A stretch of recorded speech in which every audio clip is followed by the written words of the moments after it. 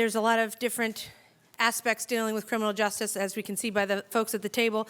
My question goes to Secretary of Corrections Wetzel. I appreciate all the work that we have done together, and on many, many things we agree on changes that need to happen. But I have a question on something we may not agree on, and that is the math problem in the budget.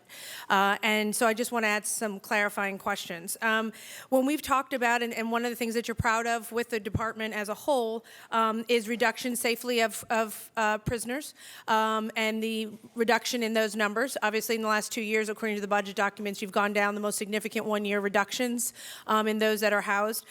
We have those large drops. We have many things that are working within the budget. We see the level funding in certain areas, but yet we turn around and then in the end of the year, we have a budget and then we ask for more money.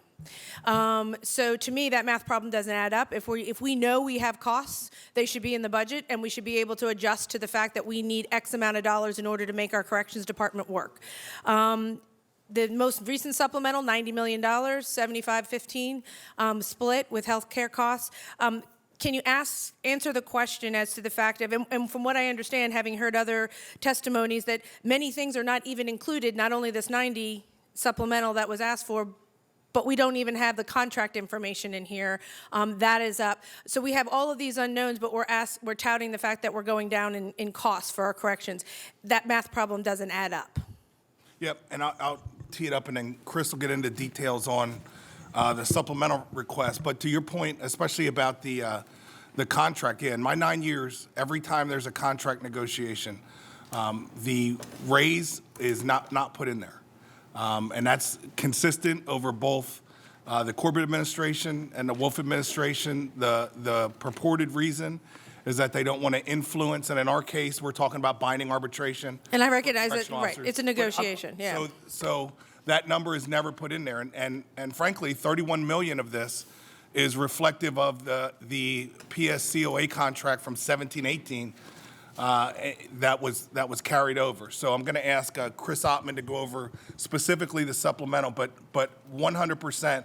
That contract is getting ready to go to binding arbitration now, and there is not a number in our current budget that reflects that. And before you start, just real quick, only because I only have 5 minutes, in the sense of, I understand where you're saying all of the money is going for the supplemental, so I don't need that particular line by line, so that's fine. And I don't disagree that those are necessary costs. My question lies more in the issue of why is that, and I have been on appropriations for a number of years now, that 90 million, and you were saying that it's a rolling over cost that we've had from the past, has not been part of past budgets. That has been verbalized as to that was a conversation that we had.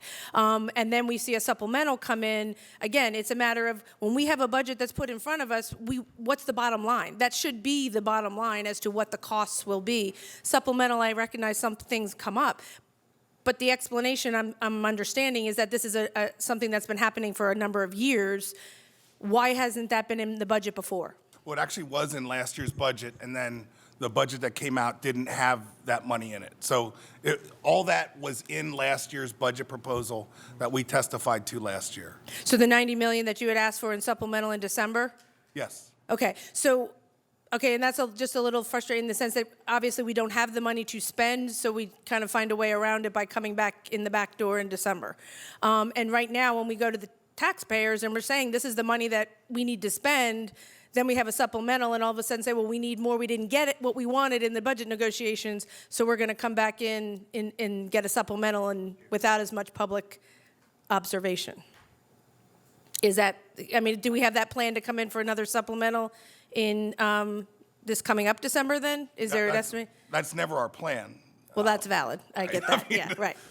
So, but if this additional 90 million you say moving forward is in there, the contract costs will be additional. I'm assuming, will you have to come in for those dollars then? Yes. So whatever the contract negotiation is, we can expect to see a supplemental come in December. Potentially. Okay. Well, I don't know what the timing is of the contract negotiation, so I don't know that.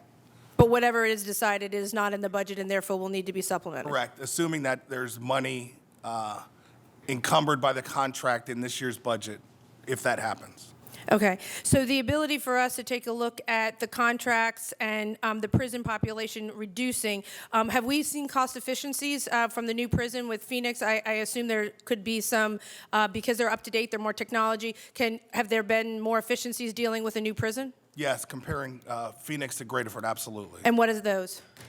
I can get you the specific cost on that. Okay, because were those part of, are those part of, in the math problem for the budget this year, we use those cost savings to come up with what was necessary for the corrections budget? Yeah, we have a list of cost savings. I think we included in the thing, and if not, we can be very specific about that. But that is certainly. I didn't recognize one as being strictly Phoenix, but that's fine. I'll look that up then. Thanks, or ask for you to submit that if that's not part of it. Thank you.